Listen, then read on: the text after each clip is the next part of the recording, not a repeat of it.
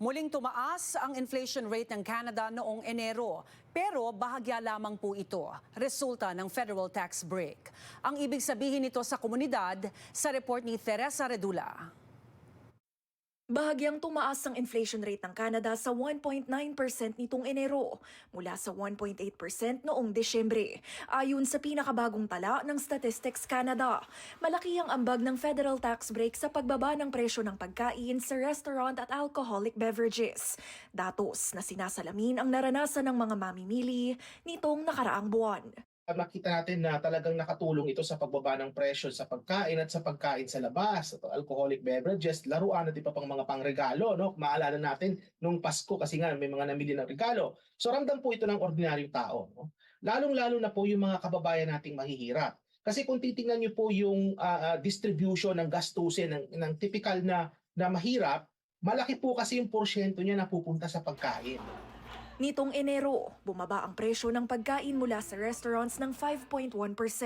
Mas mababa rin ang naging presyo ng alcoholic beverages na nasa -3.6%. Gayunpaman ang epekto ng tax break. Binawi rin ang mataas na gastusin ng mga mamimili sa gasolina na tumaas ng 8.6% kung ikukumpara noong nakaraang taon. Sinabayan pa ng natural gas prices na tumaas din ng 4.8%. Alam naman po natin, ang Enero, malamig po yan na buwan. At pag malamig po yan, may tumataas po ang demand natin sa heating. At marami po sa mga heater ay gumagamit po ng natural gas, kaya po tumaas ang demand, kaya po nagkaroon ng inflation sa energy natin. Ano? Kung wala po yung GST and HST holiday, dapat po yung rate of inflation natin ay mas mataas pa po sa 1.9%. Dagdag ng ahensya, kung wala ang tax break na tumagal ng 2 buwan, papalo ang annual inflation rate sa 2.7%.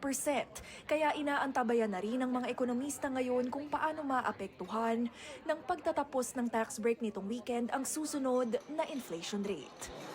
Natapos po yung GST and HST break na yan, kalagitnaan po ng Pebrero. So ibig sabihin, sa susunod na inflation report na makikita natin, meron pa ring epekto yan, kaya lang partial po yung epekto. Kung magkakaroon ng pagtaas ng presyo ng gasolina, kung ano pa bang iba pang tataas ng presyo. So meron pa ring mga uncertainty dyan. Kabilang na rin itong banta ng taripa na galing sa Estados Unidos. Ano? So kasama rin po yan sa mga uncertainties na aabangan natin. Sa gitna ng bantang taripa ni US President Donald Trump, inaabangan na rin ang susunod na policy rate ng Bangko Sentral. Nakikita ko dito parang pinaghahandaan ng Bank of Canada yung posibleng pagpasok ng mataas na presyo ng mga bilihin as a result of the retaliatory tariffs. No? At nakikita ko dito na magtutuloy-tuloy yung pagiging cautious at maingat ng Bank of Canada sa pagkakat ng interest rate. Sa March 12 magaganap ang susunod na interest rate announcement ng Bank of Canada. Teresa Redula, Omni News, Toronto.